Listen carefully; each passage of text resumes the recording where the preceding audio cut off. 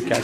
Okay, so I want to welcome everybody here to what I am sure is going to be a very powerful evening. Before we begin, before I present our speaker, I want to first thank the Anshe Emeth business community, the ABC community, for bringing in Frida.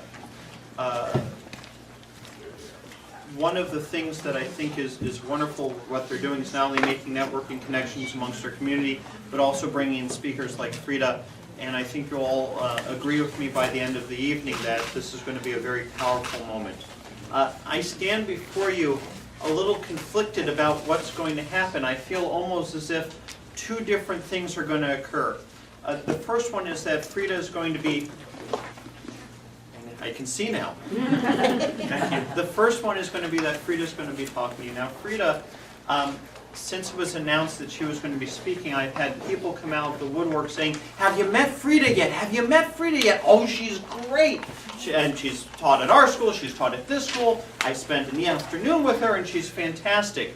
And even in the 10 minutes that I've met her, you can all agree that she's got this smile on her that's infectious. She laughs and she's incredibly joyful about being here and just being able to meet with people all over the country and all over this area, which is not what you expect to get from somebody who's going to be talking about the Holocaust and surviving the Holocaust and living through all of the terrible things that she's lived through that she's going to talk to you about. It's my guess that her being able to talk with all of us is what gives her strength and what enables us to be able to carry forward with modernity and with our lives. But it's almost as if two different things are going to happen. One is that we're going to hear from Frida, and the other is that we're going to hear from the Holocaust. And I'm sure that the two will somehow meet in the middle. But I'm looking at you and you're smiling and your eyes are glowing, and I have a hard time believing that we're about to hear about the Holocaust. But whatever it is, I know something very powerful is about to happen. So by all means, Frida, welcome to our community. Thank you. Come up to the mic, Owen. My name is Frida Herskovitz. I'm a Holocaust survivor from 3 concentration camps, Auschwitz, Birkenau, and Bergen-Belsen. I was born in Czechoslovakia. I lived in a small town. We lived with different religion. We never had problems. My mother had, we were a family. My mother had 10 children, and my mother and father. We lived in a small town. In 1939, the Hungarians came in and started spread hate. We weren't allowed to go to school. They took away a lot of rights from us. We didn't have, from the Jewish people, we didn't have a choice, so I adjusted and we learned to live. And that was 1939. In 1944, the Germans came, got a list of all the Jewish people who live in the town, and came to the door and gave us 2 hours to pack, and they came to pick us up. We couldn't ask them where we're going, nothing. We had a big house and property and everything we had to leave, just take the personal belonging. My neighbor wasn't Jewish, and she came in and she said to my mother, "I'm going to hide 2 of your kids, me, and I had an older brother. I was the 4th one." My mother said, "No, we're not dividing the family, we're going together," and she's not dividing the family. Nobody didn't know where they take us. We did think that they take us to a camp, and they're going to use us for labor, and otherwise we didn't have television, we didn't have radio, so we really didn't know that something like that could exist. They took us to a city, Munkac, and that was a brick factory. The brick factory, they used all the people from the area, they gathered them together there, and they put us on the floor where they kept the bricks. It just had the roof. They started torturing people, and we couldn't do nothing. We were surrounded with the SS and with rifles, and anybody didn't obey, they were dead. The reason they did that, at that time I didn't know that the railroad was right there, and they had, everything was planned. We were there a few weeks, I don't remember how long. After a few weeks, They gathered us in 5, and they were cargo cattle trains. We all took us into the train, and it was locked up. It just had a tiny window. We were sitting on the floor, no water, no food. My father was in World War I in Poland. As we were going with the train, he recognized the area that we're going to Poland. We knew that Poland, they started to do a lot of torture people and do bad things, but they couldn't do anything. My younger sister was 6 years old, and we were sitting on the floor in the train, and my mother was crying, and my younger, the 6 years old, was hugging and kissing her to top crying, but it seems that she had a feeling where we going. We arrived to a place, and that was Auschwitz. The train stopped, SS and German shepherds, we were surrounding. And as we were going down for the train, the doors opened up. My father put on the talus. That's what Jewish people pray. He said, in case they take away everything, he will have to pray the talus. They said left and right. We couldn't ask. My mother was about 40 years old, but because she had my younger sister and the way she was dressed, she went on the other side. The people who they chose that they didn't put in the crematorium, they took away everything what we owned. They just gave us one dress, and they shaved our heads. As we were outside, a woman was in labor, and she was laying on the floor. They gave orders for the German shepherd to tear out from the mother the baby. Another woman had a little baby. They took it out from her arm and threw it in the air and shot it.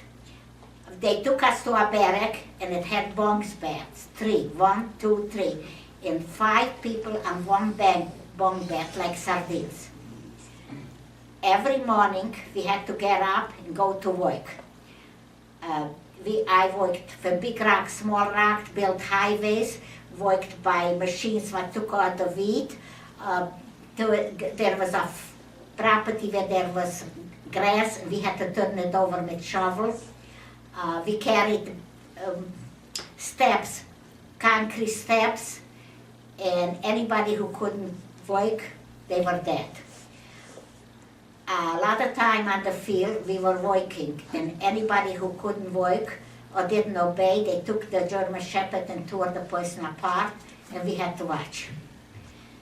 One time we were on the field working, and we heard shooting, so we were happy because we were hoping that somebody comes us to free us. As we were going home, 300 people were lined up, shot, dead. The camp was surrounded with electric wire. Anybody who went close to the wire, they were dead. But at that time, the people who were working in the crematorium, a lot of time the kids didn't come with the parents, or the parents didn't come with the kids. They had to throw their own kids, or the kids had to throw their own parents in the crematorium. The people who were killed, the 300 people, they were working by the crematorium, and they knew that they're going to be next day dead, so they didn't have nothing to lose. And from outside, like partisan, I don't know what it's called in the language here, they cut the wire and they tried to help them. They should run away, but they weren't successful. Anybody got sick, you were dead. Auschwitz and Birkenau, when you couldn't work, you didn't have the right to exist. The whole day we didn't get food. When we came home, they gave us, we had a little dish, one slice of bread, and a little soup. We never know what they had in the soup, but we were so tired and hungry that we ate.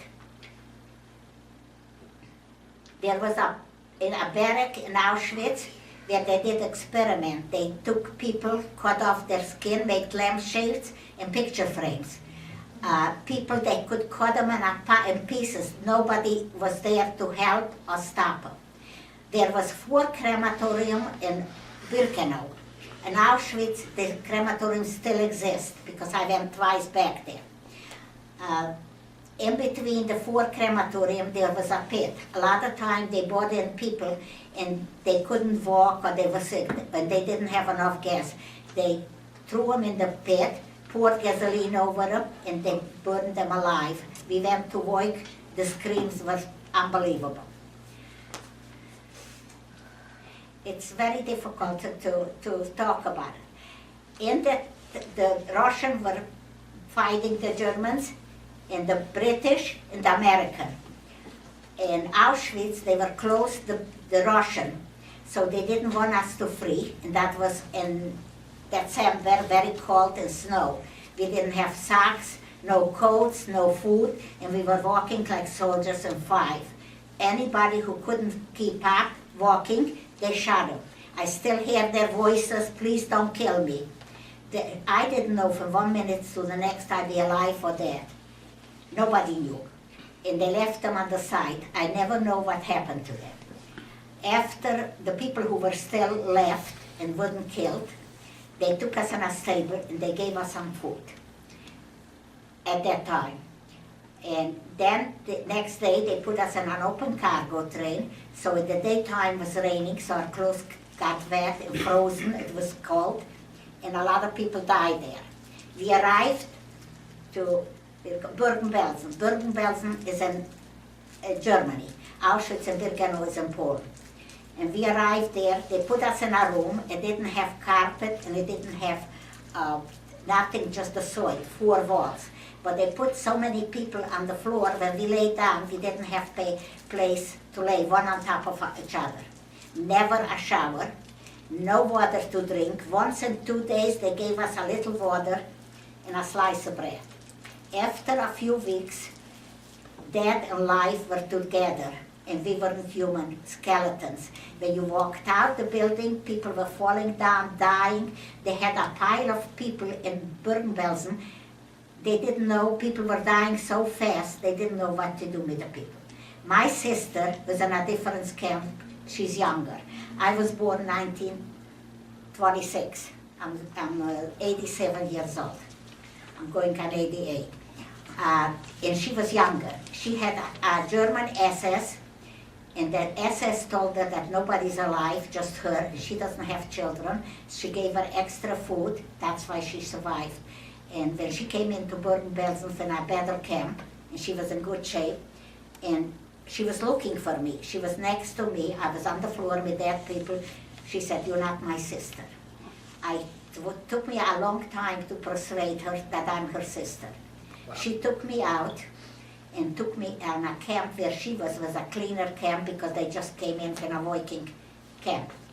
And if she wouldn't take me out another day, I wouldn't be here, because I was a skeleton, and it's unbelievable that I'm here and I could talk about it. At that time, the Germans had a plan to put explosive all around Bergen-Belsen and get rid of it. But the British freed that in April 15, 1945. A lot of places, my husband was a survivor, the American freedom. The reason I'm talking most in colleges and school, that never give up. Think positive.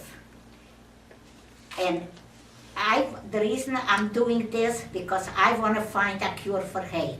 It doesn't matter what color or what culture or what religion we are. We're all human beings, and we should help each other. And to go out of it, that's what I'm doing. That's why I'm still alive. Because I don't want any human being should go through what I went through. I want a better future, especially for the young people. And I said, God gave us brain to use it. Because when we step in quicksand and we start sinking, it's very difficult to get out. And I tell them, even when they go, young people, when they go to a place, there is drugs or anything, to run and run. Because once you step in there and you start taking, it's very difficult. You spoil your future. So it's very important. So I speak church or synagogue, but I speak to a lot of young people. And I tell them educators and parents are the most important people in their life, because they're working hard to protect them, and they should have a better future. When they're young, they don't realize. And when they walk on the street and you see something is wrong, so you walk by and you say, why do I care? It doesn't affect me. I do everything what it affects other people. And that's very important. When everybody would try to help, we would have a better world to live, not just United States. I want all over the world. Hate shouldn't exist. It's a disease. And we have to work hard and find a cure and cure hate. After we got free by the British in Bergen-Belsen, my sister got typhus. And they took a school, they converted to a hospital. When I was young and I was growing up, I wanted to be all the time in the medical field. But I didn't have a chance because I went to the concentration camp and the Hungarians, they were anti-Semitic, they didn't let us go to school.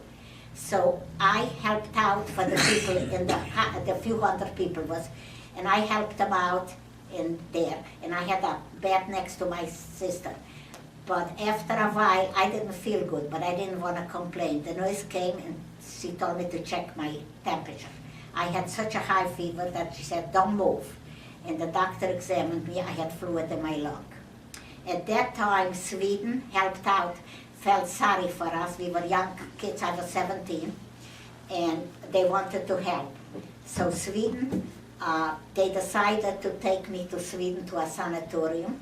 I was in a sanatorium sick. My sister got better, and she came too. We went both to Sweden. And I was in a sanatorium. After a while, I got better. I got a job in a shoes factory, about 500 people, because I was a dressmaker. I couldn't go to school because they didn't allow me, so I learned a trade. And I was working in there. And I got married in Israel. When I came there, it was Palestine, bombs was falling, and the British. But after a short time, it became independent. I got married in Israel. My husband, he's not around for 4 years ago. He passed away. And he was a second cousin. And I felt I married somebody who I know, the family. And I had 2 children. My son is now 43, and my daughter is 57, and I have a granddaughter, 33, and they're the most precious thing in the world.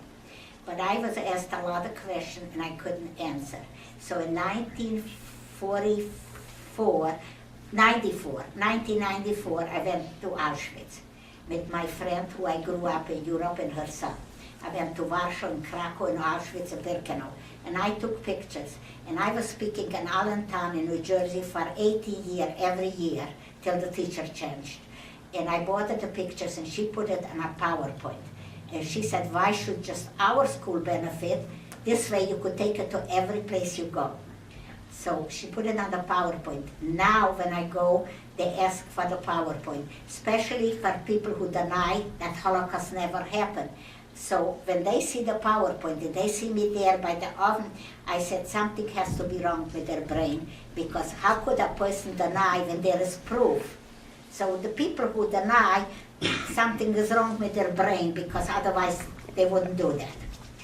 So that's why it's so important.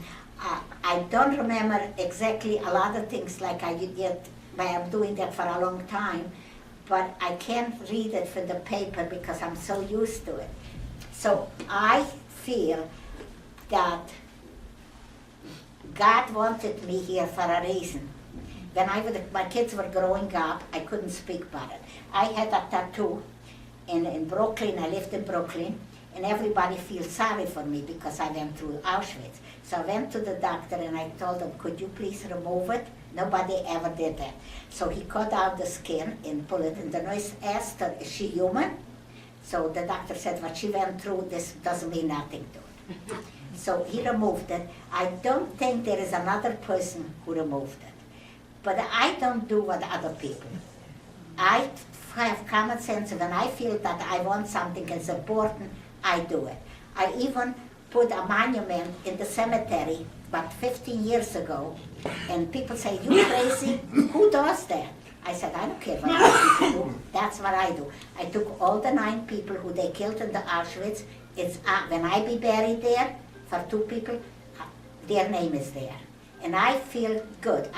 I think I use my common sense, what I feel is right, and that's what I did. A lot of things I forget, but when you ask a question, I think it comes out. I think we're going to show them that. This is the railroad where the train came in. When somebody would bomb, Eisenhower was here, the president, they didn't do nothing. No. They would bomb that railroad. Make it a little darker before you go on. Okay, yeah, that's a good idea. Thanks. That good, guys? Yeah, it's much better, thank you. Thank you. So when they would bomb that railroad, they would save a lot of lives. When the train came in, they went through there, that was Birkenau. Auschwitz and Birkenau was very close next to each other. Next, please. This is one of the buildings that it went through, the train. And it says Birkenau reception, that's where the people went through before they put them in the oven and burned them. Next, please. Okay, this is the barrack. It looks like a casket. It just had a little glass on top, and it's a close-up. That's what it looks now. People go there. It's like a museum. This is a close-up Birkenau, the barracks, where we slept. I was in one of them, too. This is where we slept, 5 people. This was 1, 2, 3. 5 people, no matter, it's nothing, like sardines. Another time, okay, at the pit when I told you. Okay, this is the pit. In one side they had 4, and 2, they destroyed it, they didn't want to leave it. This was a deep pit at that time, and they pushed in the people and poured gasoline, and they burned it. When they passed by, the screams was unbelievable. This was the crematorium that they destroyed, they didn't want to leave it. This is on one side and the other side they had. This is, took it from the wall in Auschwitz. They burned, I don't know, I think dead people, I'm not sure exactly. The bodies, they didn't have, I think this was before the crematorium was ready. This is the entrance. It says in German, Arbeit makes frei, work makes you free. Now it's a museum and people come from all over to see. This is the people who come with buses to see from all over there. This is Auschwitz. This is the electric wire that we were surrounded. Anybody went close was dead. This is me. So when somebody denies that it never happened, that's why I'm standing there. And I took a picture. This is my friend, his mother. We grew up together, and the 3 of us came in 1994. This was, Germans were sitting around and watching us. Anybody came close to the gate, they shot them. This is the bunk beds in Auschwitz. The other one was in Birkenau. This is in Auschwitz. They had a little hay, and that's me. This is before they killed the people. They took off the hair because they were selling that. So they preserved it now under the glass. This is the camps. When they went in for a shower, they told them they take a shower. So instead of the water coming down, the gas, they fell on the floor. There were some of them still alive, and they threw them in the hot tub. This is the entrance to the gas chamber, but they didn't think that they're going to to take a shower. They didn't know. This was in Auschwitz. They were hanging people, but not hanging to kill. This was a torture. They were torturing people.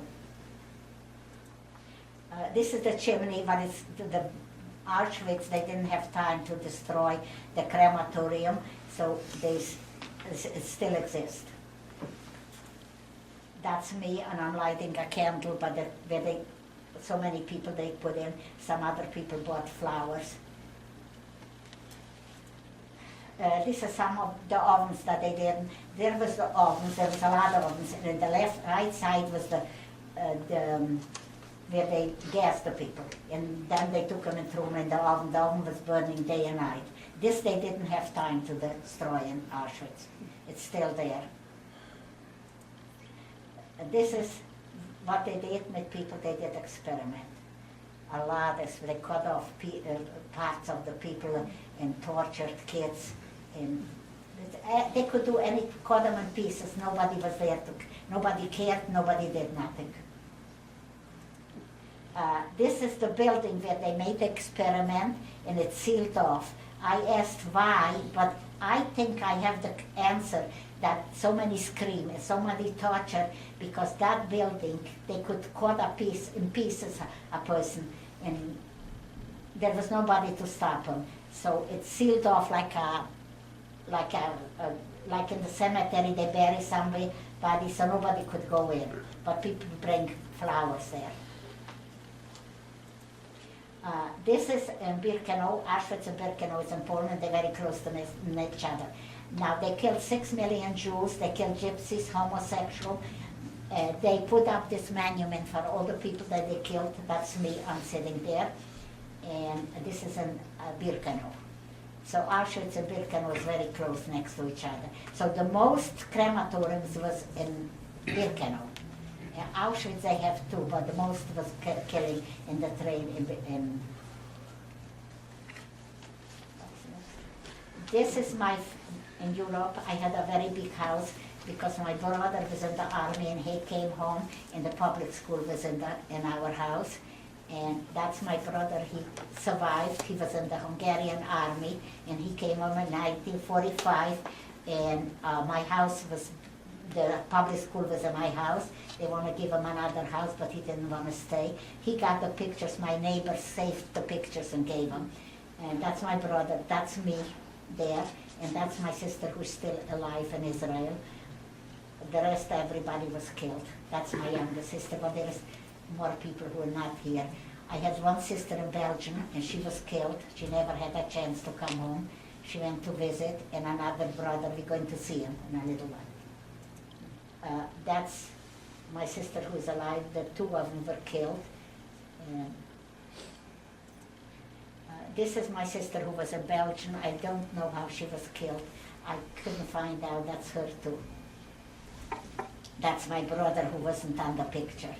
And my uncle took pictures, and when not my neighbors would save it, we wouldn't have it. This is my brother who survived in the Hungarian army. He was in the front. He was very bad there. And he went home, and when he knew that we went to Israel, he wanted to come to the United States, so he came to there to be with us. He passed away a few years ago. He was 83, I think. He was sick. He was the oldest one. That's me when I was young in Israel, and my husband. And that's my husband in the end. That's my son, my daughter-in-law. That's me. That's my daughter who is now 57, and that's my granddaughter. She's now 30. And that's the most precious people in the whole world. The most important people is what you can buy for money. And people don't realize that we die and we don't take the money with us. And I feel I'm alive for a reason, because to let know it's part of the history, because not too many people survived, but I survived. So it's very important. Think positive, never give up, and family and educators is very important in the family. So any question you have, I'd be glad to answer. A lot of things are done, so it comes out when you ask questions, it comes out. Just hit the one that says shutter on there. See what it says? Would you like to go back up to the top and I'll turn the No, thing I off? think she could, okay. Okay, you can go back up there if you like. Yeah, I'll put the light on for you. Hang on a second. Thank you. Any question?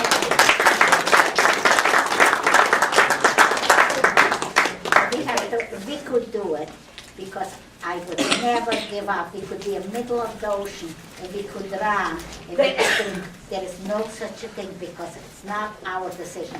I feel I can understand how I'm alive. So I feel there is somebody higher who makes the decision, and we could be in the biggest fire and safe. I can understand, I really, but that's the way it is. Yes. I'm wondering, since you couldn't discuss it with your family when they were growing up, what made you change and when did you start speaking out? when I start speaking, Yeah.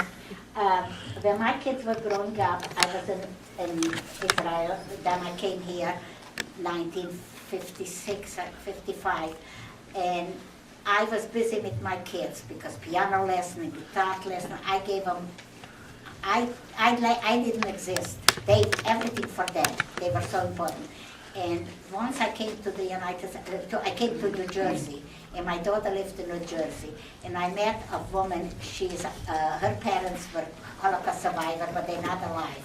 And she was very involved with the schools, and she got in touch. My daughter met her, so she said, my mother is a Holocaust survivor. She got in touch with me, and I went to a place where she had a speaker, and I was on the panel to sit just to answer questions. But she had a woman, she wasted the students' time, and she brought up things that nothing had to do with Holocaust. And I was so desperate to get up, I never wanted to speak because I didn't go to school here, and I knew there was a lot of things I didn't pronounce right. I speak 5, 6 languages, or even more, I don't know. But I was so desperate, all the time I felt I don't pronounce things right, I wouldn't want to talk. At that time, I was desperate, and I said, I would like to talk and tell them exactly what happened. At that time, I got up and started speaking. I never stopped for that time. I go to churches, a Catholic school. I go to Pennsylvania. There is a non schools, and they work together with the Jewish Federation. It doesn't matter. We all human. That's the way we should look at each other and not hate each other because it's a different religion or a different color. That shouldn't exist. As long as people care and nice, people who are selfish and don't care about other people, or if they have what to eat or to drink and they throw in the garbage, that the people have to change. Yes? How was the attitude of non-Jews towards Jews prior to the war in your town? In where I lived? Yes. We had mixed. When my mother went to the synagogue on the holidays, and we were a big family, my neighbor, she wasn't Jewish, she took care of us. That's the way we lived. We knew we different religion, and when she had certain things that we weren't allowed to eat, or she watched us because she knew our religion. That's the way I was brought up. And I think that hate, we have to work on hate, because a lot of people hate people because they different country or different religion. It doesn't matter when you are a nice person and you care and you're caring, that's what is important. Questions? You could ask me any question, I'm used to it, yes.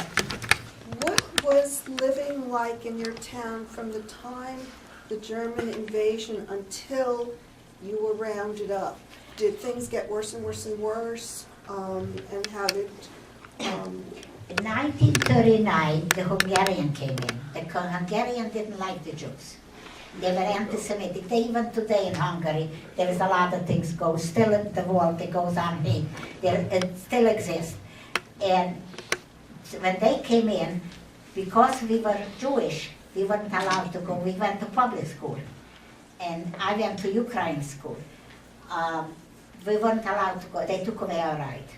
And a lot of things, we were tortured, but we didn't have a choice, so we didn't go to school. I went to learn dressmaking. And the dress what I had on the picture, I made the dress. With a lace was in style, in a navy blue, and I learned to sew, because I couldn't go to school. So a lot of things they took away, but we didn't. But in 1944, the Germans came in, and we had to leave everything. We have property. We could build a town. We have so much property. I didn't realize at that time that we were so well-to-do. I figured that's the way it's supposed to be. Everything grew. We had fruits, everything. Yes. I know your message now is about hope and perseverance and keep on going. What did you have to say to yourself, or what did you do in the middle of all this when you were in the concentration camps?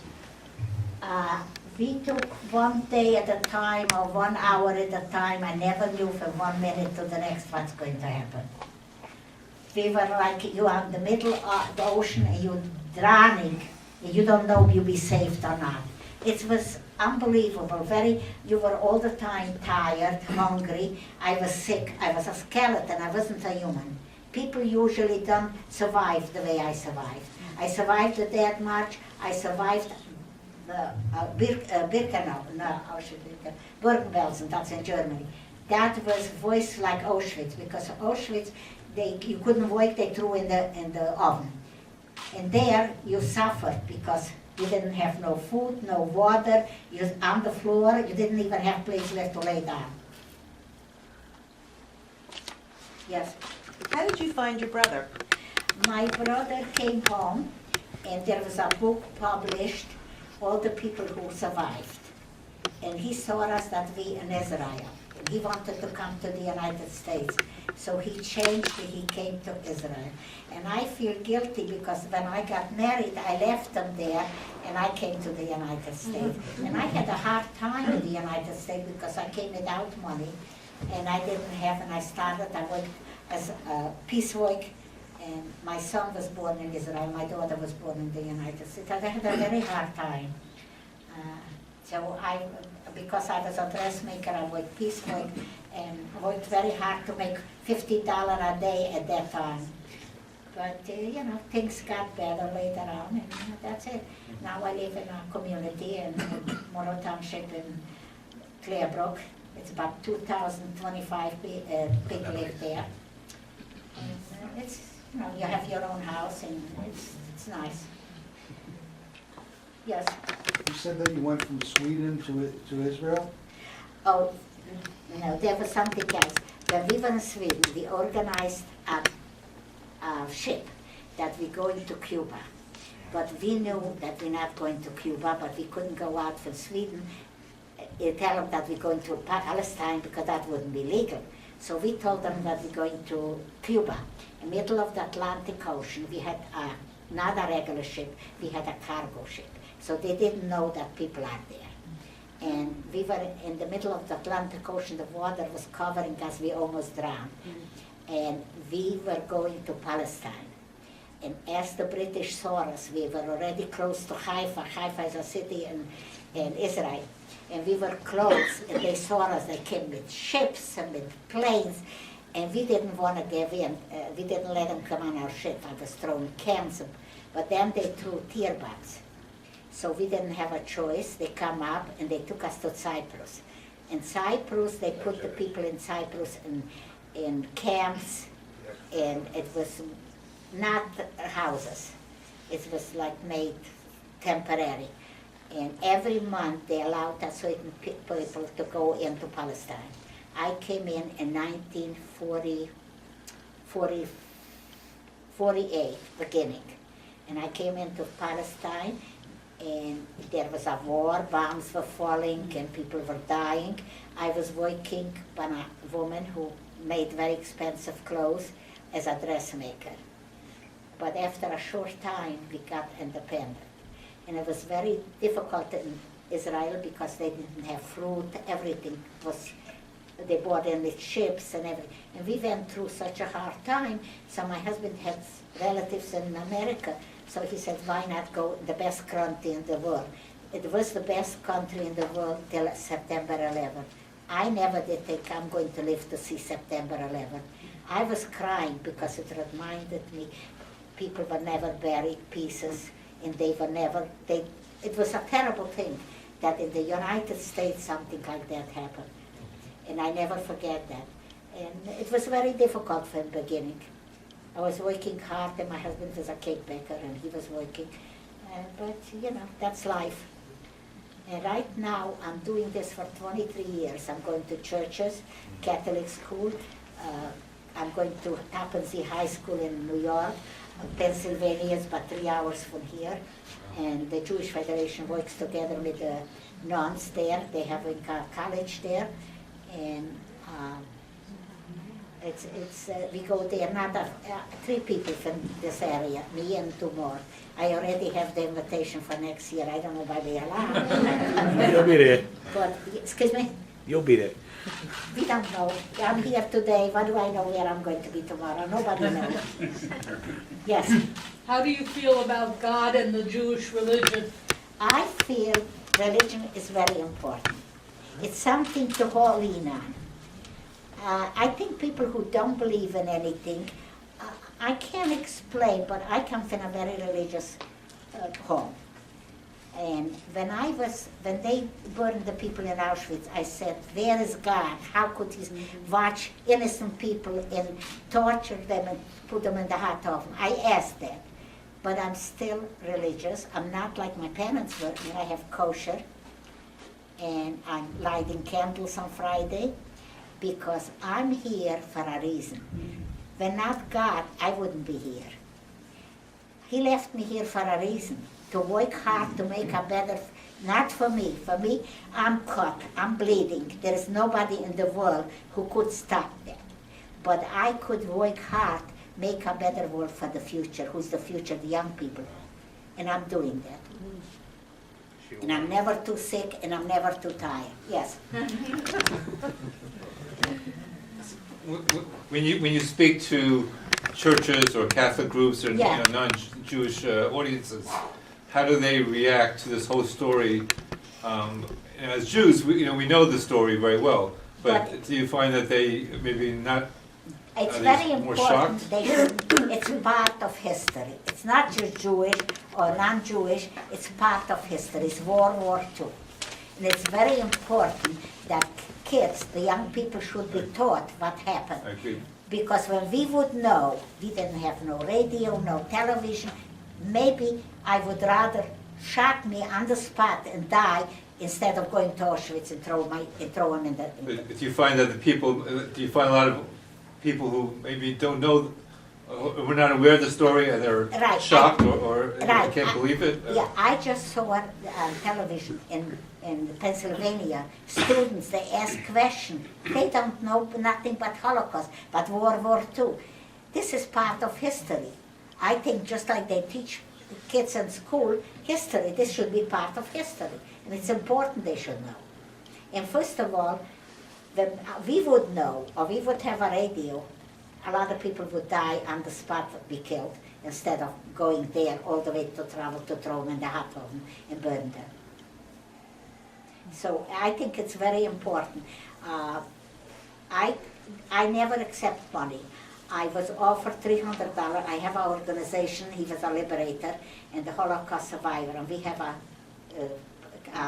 organization. So we use the money, but now they started to use the money that I disagree, because I would want they should take students to the museum. They should be part of history, and they give SS for students. It's not, they spend the money, so now I'm giving for the organization all over the world. They help people who need help, not for them, because I didn't feel that they're using the money the way it should be used. So, and I don't, from the beginning they got a lot of money because I was speaking, and I don't accept money. Because when I would accept money, I would do it for money. And there is liberators who get $300, they came to Pennsylvania. I think one of them accept money. I think it loses the value because they're making profit and they're doing it for money. I'm doing it because God left me here to make a better world for the future. I'm not going to be around, so I encourage people to videotape, and it's very important. People should know, because when the people years ago would know in 1944 what was waiting for, people wouldn't go like lambs under the knife. They should burn them and kill them. Yes? I was wondering if you ever got the opportunity to go back and see your I was original to- home. I was, in 1994, I went home to my house, and people came, my property, they built a lot of new houses, but I didn't.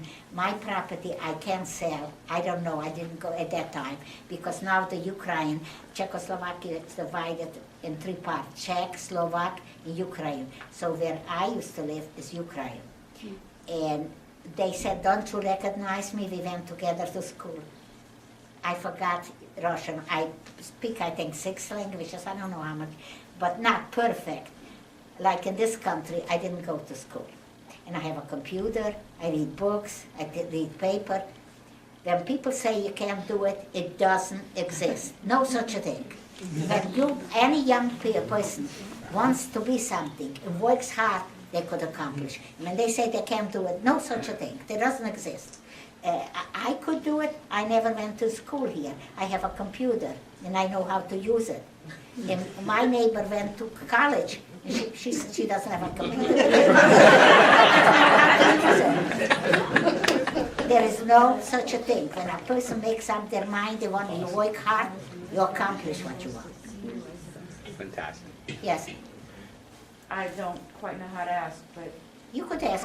how have you been able to forgive the people that hurt you the way they did? The people, when they would be alive, who did, the Germans, I wouldn't kill them.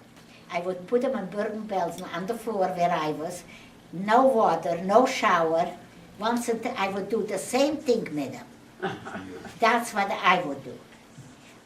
A lot of people had so much money in gold because we had diamond and gold, and we bought everything because we figured in case we're going to go separated and we need money, they took everything. So I didn't, even the clothes that I had, I couldn't. They gave me no bra, no girdle, no panties, just one dress. And so that's, I would want them to feel what they did to us. That's what I would do. I wouldn't kill them. How old were you when you went to I the was camps? 17. So, yeah. But there was people who were longer in the camp like I was. And a lot of people in Poland, they thought they had to the graves to make, and then they shot them and they just fell in and they covered them. One person was alive who, they took people and they shot them, they have graves digged out, and after they left, he wasn't dead. He survived, and he was talking. So I go as far as any place. I'm in a book, it's 800 people is in it. And I was interviewed on the phone with students, because it's far from here. And they sent me a copy of the book. And I was in a few books. The letters, I have thousands of letters from kids, and they're very precious. And it's important. Yes? I think I'd like to ask a question, which it really is hard to ask. For the Germans that exist today, what is your feeling towards the Germans that exist today? I was in Tapensee High School, and I was speaking, and there was a German girl came to me, and she said, I feel so guilty about the German. I said, you can't be responsible for them, even when they're Germans. They weren't even alive, they weren't existed at that time. Right. So I can't blame all the Germans, because I'm pretty sure there is good Germans too. So I just blame the people. A lot of young people now found out that their father or their relatives, what they did, and they were in the house and they covered it up. They didn't tell them that what they do to people. So they went to the camps and they saw, and they were crying. You could see them on television. When you go on television, you could see my name. You put on, even I was in Israel, and my cousin put my name on. I'm on the computer. They could say, because a lot of schools put it up and things that what I'm doing. Yes. How many years were you in the concentration camps? Excuse me? How many years was it from the time you were taken till the time It's you were 1 freed? year, but that was like 100 years. No, I imagine. That was 1 year, because they took us in 1944, and I was freed in 1945, April the 15th, by the British. Okay. What? You Yes. get computer lessons? No, What the? I read the paper, I read the books, I have my computer, And when somebody said they can't do it, the college graduate, my neighbor said, she said, I feel embarrassed, I went to college and I don't have a computer and I can't. No, So you such- do words, right? You do words? Excuse me? You do words on the computer? You could the spelling too, but I don't look at that because it's too late for me to learn to spell. But I find I get all the information what I want. Actually, I do have a question. I want to know, I don't know, were you around during the Kristallnacht? Were you during the Kristallnacht? Kristallnacht, that started in 1938. Right. I have a friend of mine, she's Yeah. from Vienna. Right. She's speaking too. And it started Kristallnacht, but she didn't go through what I did. That was very bad too. But the dead march and laying on the floor with dead people and skeleton and no water, Yeah. they went through hard time, but she feels so bad for me. She's talking about me because what I went through, and I'm here to talk about it. You were part of the death march? Yeah. You walked from Yeah, I saw it. Auschwitz I and- still hear their voices. I still hear their voices. I could see them begging them, don't kill me, I want to live. And they shot them and left them. Till today, I don't know what happened. So many hundreds of people, and they left them on the street. Did the animals eat them up? Did somebody pick them up? I don't know. But anybody who couldn't keep up, and we were cold, it was winter, no socks, no coat, hungry, and anybody who couldn't keep up, they were dead. They just shot them. And people were begging, don't shoot me. I could hear their voices. It doesn't, not everybody is as strong like I am. My husband couldn't talk about it. And a lot of people can understand, but I am a very strong person. Not everybody could do what I do. And it's important. I feel I'm left here for a reason, and I encourage now people to videotape, so when I'm not going to be around, my message can die. It's a very important. Help others, be there. In Brooklyn, I lived when anything happened on the floor, I don't care who they are. They're people. And I was there right away or helping them when they needed help. And now too, my neighbors. It could be 12 o'clock at night, they could knock on my door when they need help. I wouldn't get angry, I'd be there. Because I know what it means to help people when they need. And people who never, or they're selfish, or they don't understand what it means to somebody has thirsty and give them a little water. People working outside and it's hot. I bring them out drinks, and I don't know who they are. They don't even speak English. But I feel good that and they're so happy to drink that water.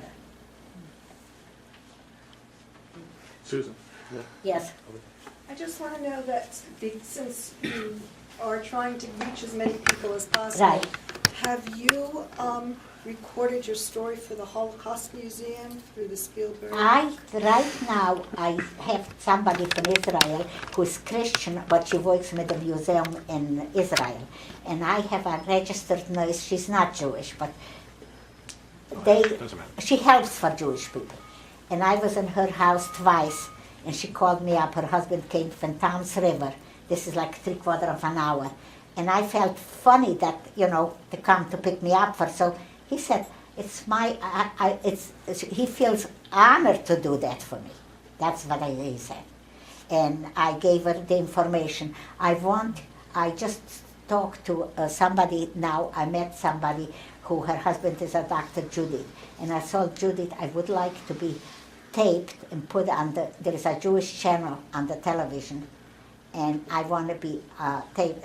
Somebody would come and tape me and use because some people have it. So she said she's well look into it. But I have Spielberg made a documentary years ago. They came to my house. I have that, so I am on the records.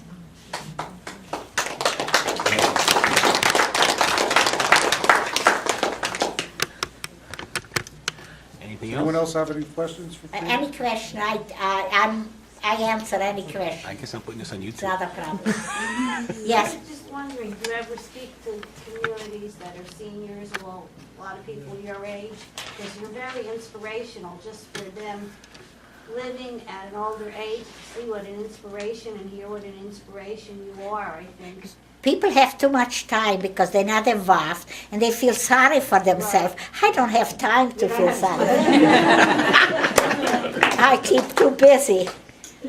I used to sew because I made most of my clothes. I made fancy clothes. Now I'm not doing what I used to because when you get older, a lot of time. I just met somebody and I knew them. It took me a long time to persuade who they are. You know, my brain, I need a new part, yes. It's pretty good. I wanted is your gardens outside still so beautiful. You had beautiful gardens. I still have a You garden, still but I'm have- not doing as much as I used to. Oh, you used Yeah, to. but certain things I plan, they keep You on see, I coming, remember. coming back. Yeah, and I have a lot of plants in the house. Yeah, I still enjoy your back. nature a My lot. mother loved you. But it took me a long You were like, Yeah, I know. she adored you. The lamps, I still have what she made. She made it specially for me. She put more gold leaves Yeah. because she made it specially for me. She was working at her mother in Lamston. We lived in Brooklyn in a building, and I lived on the second floor, and her mother lived there. It took me a long time. I didn't recognize her. Now I know exactly. It took me a little while. Great. Small world. So it's very important, but there is certain people that are selfish. They don't care. You can't do nothing about it. Because a lot of people, they don't care. What do they care about? As long as they have what they want, they don't care. I feel good when I do something. I make potato pancakes. My neighbors are not Jewish. She just told me, she said, my brother, he loves. I said, you know what? Next time I make for your brother. I make specially for them. And I enjoy doing that. Hanukkah's in 2 weeks, Yes. right? Question. The last time when you saw your parents was when they separated you into different groups? Yeah. And you never saw them again? My mother was put in the hot oven, and they killed 7 of my sisters and brothers, and my mother and father, 9 people. And now that I have the funeral there, before my husband passed away, I put up a monument, and my husband said, you crazy, who does that? I said, I don't care what other people. And I felt good. I don't care what other people. I feel it's the right thing, I'm doing it. And I put down all the names who they killed, and it's there. So when I be buried there, they're not buried there, but their names are there. Where And is I that? feel good. When you would give me all the money in the world, Good I question. met somebody who came and met me. I never did for that person nothing. And when she comes up, she's like my mother. She's young. And I can't come up with an answer. Why is she so nice? I just came up with one answer, because people who die, I believe that the soul never dies. And the people who get born get their soul. I think she has my mother's. I can come in. My face brightens up because certain people hurting me, and I did so much, and I don't get what I deserve, so it bothers me. I didn't do nothing for her. And the other woman who's the nurse, she's Catholic, she doesn't know what to do for me. Like I made matzah with chocolate, they can't get over because you can't buy it. Yes. Do you still travel to Israel to see your sister? I or does just she come? went 2 weeks ago, and my sister is there, and one sister is left. And I went to visit her, so I spent the time with her, a little bit more than 2 weeks. And instead of going to the beauty parlors or going to the restaurants, I'd rather spend, that cost me almost $1,000, but $1,400, $1,400 for just to visit my sister. People today, the kids wouldn't do that because they're too selfish. They don't care. They don't care about parents. They don't care so much. They're more selfish. So that's the world is. We can't change it. Mm-hmm. Yes. Where is that monument? I'm just here as well.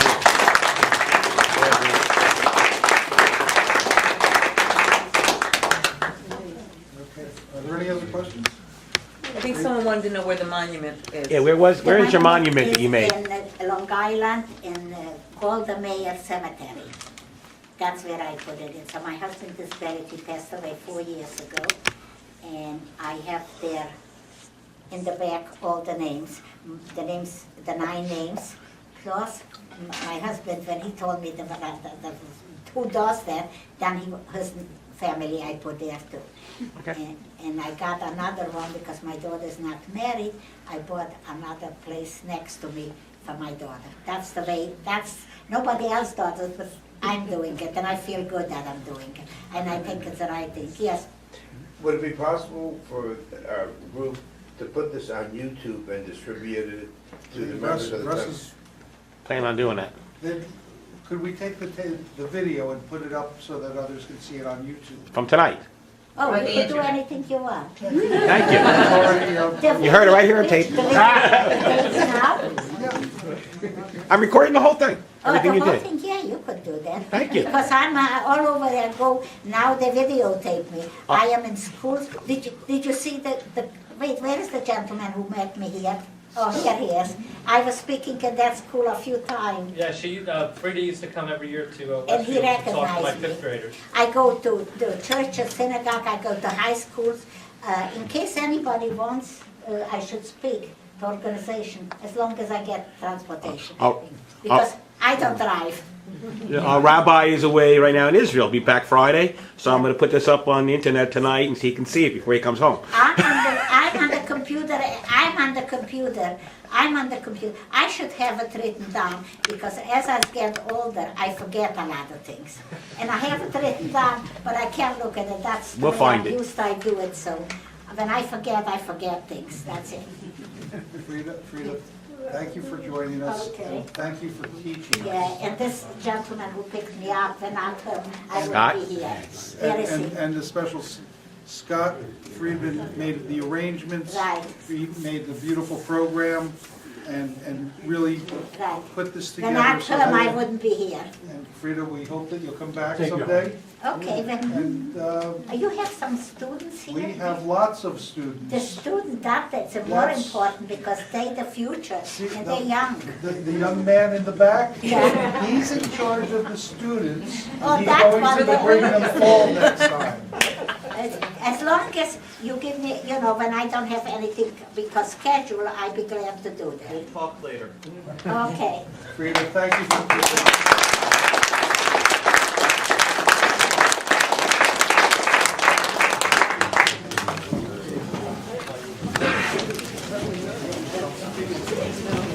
I saw you. I saw you.